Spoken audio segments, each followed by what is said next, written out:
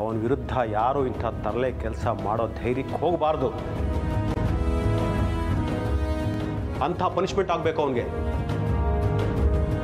ಸರಿ, ಅವನ ಮೇಲೆ ಕಂಪ್ಲೇಂಟ್ ಲಾಡ್ಜ್ ಮಾಡ್ತೀವಿ. ಯಾರೂ ಕಂಪ್ಲೇಂಟ್ ಕೊಡೋ ಅವಶ್ಯಕತೆ ಇಲ್ಲ ಸರ್.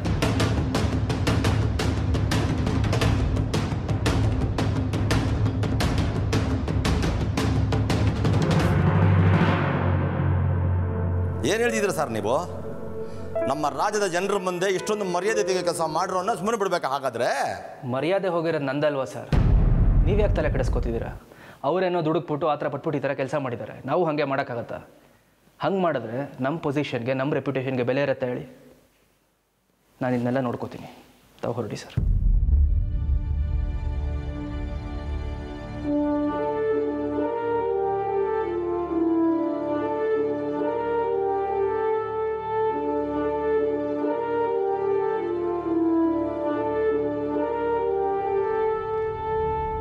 ರಂಜಿತ್, ನೀನು ತಪ್ಪು ಮಾಡ್ತಾ ಇದೆಯಾ? ನಿನ್ನ ಭವಿಷ್ಯಕ್ಕೆ ಕಲ್ಲು ಹಾಕ್ದವ್ನು ಸುಮ್ಮನೆ ಬಿಟ್ಬಿಡೋಕ್ಕಾಗತ್ತೇನೆಯಾ? ಹಾಗೆ ಸುಮ್ಮನೆ ಬಿಟ್ಬಿಟ್ರೆ ಜನ ಏನ್ಕೋತಾರೆ? ಕೈಲಾದವನು ಅನ್ಕೊಳ್ಳೋದಿಲ್ಲ ನಿನ್ನ. ಹಂಗನ್ಬಿಟ್ಟು ಅವರನ್ನು ಕೋರ್ಟು ಕೇಸು ಅಂತೆಲ್ಲ ಅಲ್ಲಿಯೋ ಹಾಗೆ ಮಾಡೋಕ್ಕಾಗತ್ತಾ ಪಾಪ? ಹಂಗೆ ಮಾಡಿದ್ರೆ ನಮಗೆ ಸಮಸ್ಯೆ. ಈಗ ಅವ್ರು ಕೊಟ್ಟಿರೋ ಸ್ಟೇಟ್ಮೆಂಟ್ನ ಅವರೇ ಸುಳ್ಳು ಅಂತ ಒಪ್ಕೊಂಡು ಜನಗಳನ್ನ ನಂಬಿಸಿದ್ದಾರೆ. ಬಟ್ ಅವ್ರು ನನ್ನ ಚರಿತ್ರೆನ ಸರಿಯಾಗಿ ತಿಳ್ಕೊಂಡೇ ಆ ವಿಷಯ ಕೈ ಹಾಕಿರೋದು. ಈಗ ಸುಳ್ಳು ಅಂತ ಹೇಳ್ತಿದ್ದಾರೆ ಅಂದರೆ ಅಲ್ಲೇನೋ ರಹಸ್ಯ ಇದೆ ಪಾಪ.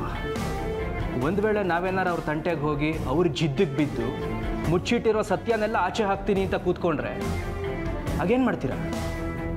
ನೀನು ಅಂದ್ಕೊಂಡ್ಬಿಟ್ಟಿದ್ದೀಯ ಅಷ್ಟೇ, ಅವ್ನಿಗೆಲ್ಲ ಗೊತ್ತು ಅಂತ. ಅವ್ನಿಗೇನು ಗೊತ್ತಿಲ್ಲ.